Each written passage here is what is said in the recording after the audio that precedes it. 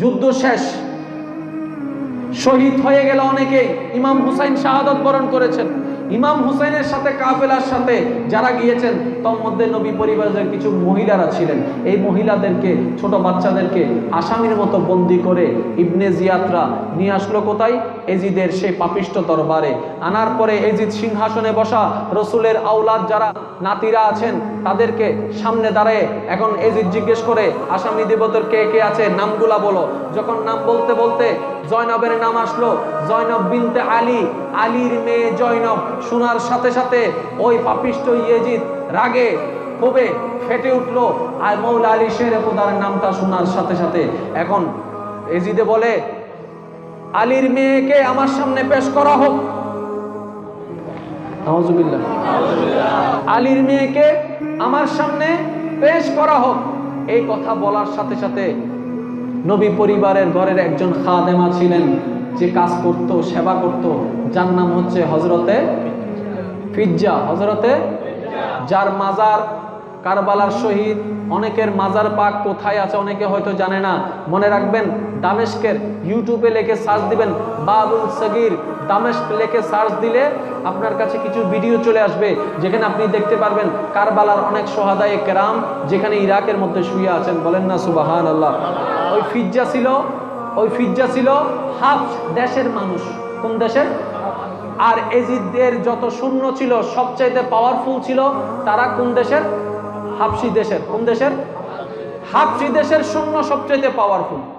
আর জয়নবের ঘরে যিনি খাদেমা ছিলেন উনিও হাবশী দেশের ছিলেন। ফিজ্জা কোন দেশের ছিলেন? হাবশী দেশের ছিলেন।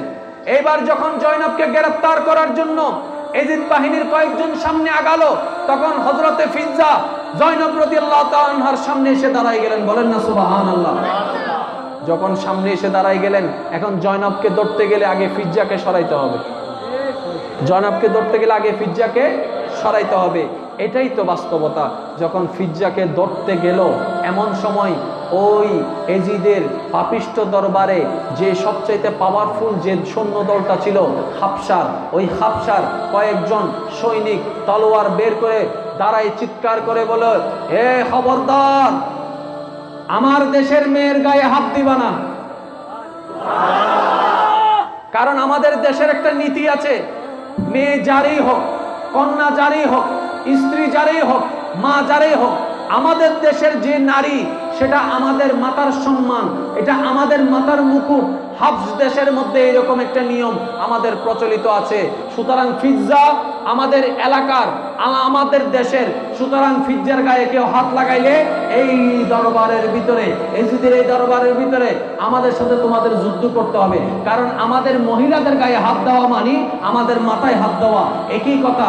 এই গোলাম, এই খাদেমা, এই কর্মচারীর জন্য তার এলাকার মানুষ বাঁচানোর জন্য যে কথাটা বলছে, এই কথাটা বলতে শুনে রসুলের নাতনি ইমাম হুসাইনের বোন মৌলা আলীর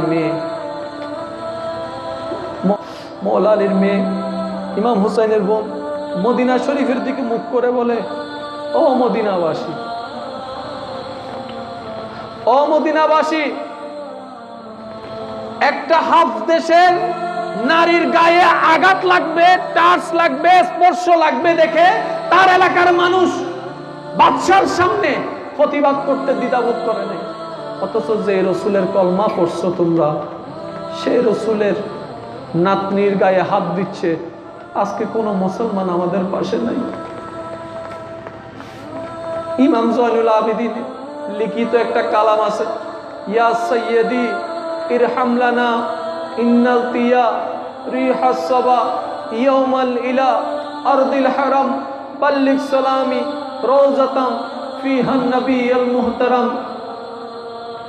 ইমাম হুসাইনের ছেলে জয়নুল আবেদিন কারবালার চিত্রটাকে একটা শেয়ারের মধ্যে উনি তুলে ধরেছেন।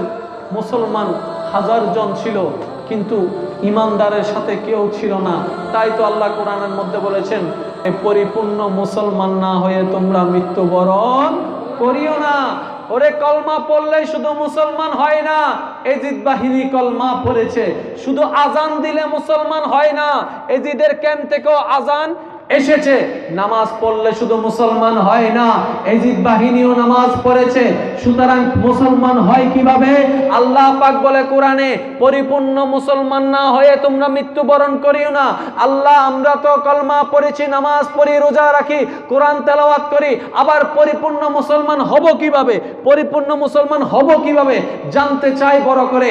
আমার আল্লাহ পাক বলে, সমস্ত আহকামগুলা পালন করো, আর সেই আহকামগুলা যেই নবীর মাধ্যমে পাঠিয়েছি সেই নবীকে মানার মতো মানো, সেই নবীর সাহাবাদেরকে মানো, সেই নবীর আওলাদে পাককে মানিয়ে চলো। বলেন না সুবহানাল্লাহ। তাহলে পরিপূর্ণ ইমানদার হওয়া যাবে। আল্লাহ বুঝার তৌফিক দান করুন।